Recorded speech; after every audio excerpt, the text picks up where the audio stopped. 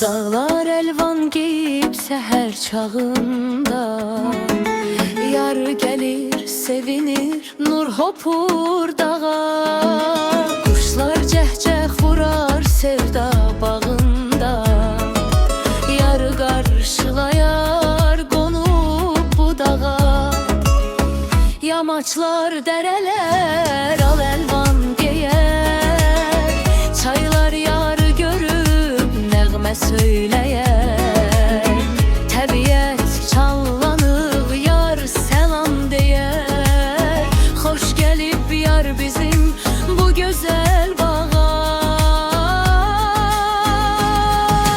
Könlüm dil açar sevda yolunda, yar bağda gül açar sevda yolunda.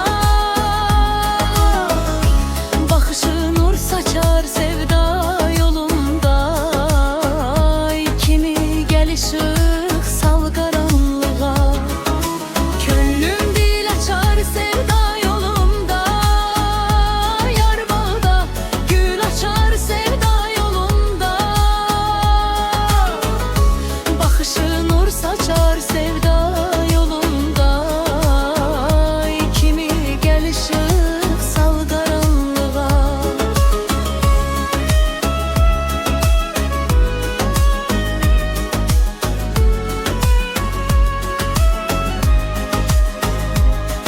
Saçların gecenin sanki meşesi, dodağın baharın ilk bənövşəsi.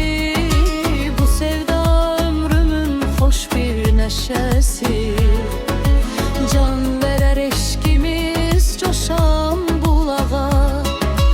Yar könül bağının lalə zarıdır, gül çiçək bülbülün çəmən zarıdır. Yar mənim ömrümün bəxtiyarıdır, gülüşü nur saçır incə yanağa.